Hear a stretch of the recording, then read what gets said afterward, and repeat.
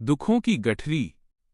जीवन में जब भी हम खराब दौर से गुजरते हैं तो मन में यह विचार जरूर आता है कि परमात्मा मेरी परेशानियां देखता क्यों नहीं है, मेरी परेशानियां दूर क्यों नहीं करता। लेकिन सुख दुख तो हमारे जीवन का हिस्सा हैं। जीवन है तो परेशानियां भी होंगी। यह कहानी एक युवक की अपनी तमाम परेशानियों के लिए भगवान से शिकायत पर आधारित है। दुखों की गठरी। नवीन अपनी परेशानियों से जूझ रहा था। उसे लगता था कि एक अकेला वही संसार का सबसे दुखी व्यक्ति है। सिर्फ उसी के जीवन में तमाम मुसीबतें हैं। उसको भगवान से इस बात की बड़ी शिकायत रहती थी कि भगवान ने संसार के सारे दुख उसके हिस्से दे दिए और फिर सब कुछ भूलकर कानों में रुई लगाकर सो गए हैं। नवीन सोते जागते भगवान से प्रार्थना करता और फिर कभी भगवान को दोष देता तो कभी खुद को कोसता रहता। भगवान है कि न तो विनती सुन रहे थे और न उसके उलाहने। अब नवीन बेचारा करे भी तो क्या करे। एक मुसीबत खत्म होती नहीं कि दूसरी आ जाती। एक दिन उसने सोने से पहले प्रार्थना की, प्रभु, मैं आपके सामने कहता कहता थक गया। अब और मिन्नतों की इच्छा नहीं है। एक अंतिम बार कह रहा हूं, कृपा करके मेरी प्रार्थना सुन लीजिए। अगर आपको मेरे दुख नहीं मिटाने हैं तो कम से कम इतना तो कर सकते हैं कि किसी ऐसे व्यक्ति के दुखों से मेरा दुख बदल दीजिए जिसके जीवन में मुझसे कम दुख हों। हमेशा के लिए नहीं तो कम से कम कुछ महीनों के लिए ही सही, थोड़े दिन के लिए मुझे भी कुछ राहत मिल जाए। अब भगवान ने नवीन की आखिरी इच्छा सुन ही ली और उसे उस रात सपने में भगवान दिखे। भगवान बोले, बालक, मैं तुम्हारी प्रार्थना रोज सुनता था, पर मैं उनके ऊपर ध्यान ज्यादा दे रहा था जो तुमसे भी ज्यादा तकलीफ में हैं। खैर, तुम अपने सारे कष्टों को विस्तार से एक कागज पर लिखो, फिर एक गठरी बनाओ और शहर के मुख्य चौराहे पर जाकर उसे टांग कर आ जाओ। नवीन हड़बड़ाकर नींद से जागा। पहले तो उसको बिल्कुल यकीन ही न हुआ कि सच में भगवान आए थे। फिर सोचा कि आजमाने में क्या हर्ज है, क्या पता इससे ही कोई रास्ता निकल आए।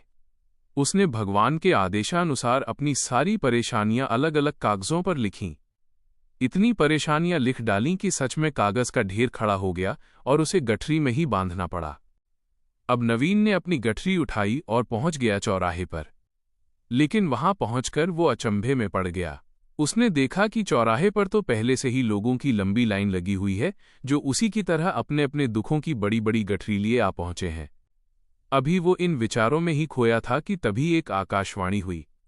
उसमें सभी को अपनी गठरी चौराहे पर लगी अलग अलग खूंटी में टांग देने का आदेश हुआ। सभी ने अपनी अपनी गठरी टांगी और ईश्वर के अगले आदेश की प्रतीक्षा करने लगे। कुछ ही देर में दोबारा आकाशवाणी हुई और कहा गया कि सभी लोग अंदाजे से कोई ऐसी गठरी उठा लें जो उन्हें अपनी परेशानियों की गठरी से हल्की समझ में आती हो। अब उन्हें वही दुख भोगने होंगे जो उस नई गठरी में दर्ज होंगे। आकाशवाणी सुनते ही सभी हल्की गठरी लपकने के लिए दौड़े। नवीन भी भागा। वो काफी देर तक गठरियों को घूरता रहा। उसे एक डर था कि कहीं वो कोई ऐसी गठरी न उठा ले जिसमें पहले से भी ज्यादा दुख हो। अगर ऐसा हुआ तो जीवन तहस नहस हो जाएगा। अब उसके मन में विचार आने लगे कि कम से कम वो अपने दुखों से भली भांति परिचित तो है और उन्हें झेलने का आदी भी हो गया है। कहीं नई गठरी के दुख और भी ज्यादा पीड़ादायक न निकलें। इसी उधेड़बुन में फंसे नवीन ने आखिरकार अपनी ही गठरी उठा ली। उसने तय किया कि वो अब इन चुनौतियों का मुकाबला पहले से ज्यादा मजबूती से करेगा। धीरे धीरे नवीन को अपने ही दुख दूसरों से कम महसूस होने लगे।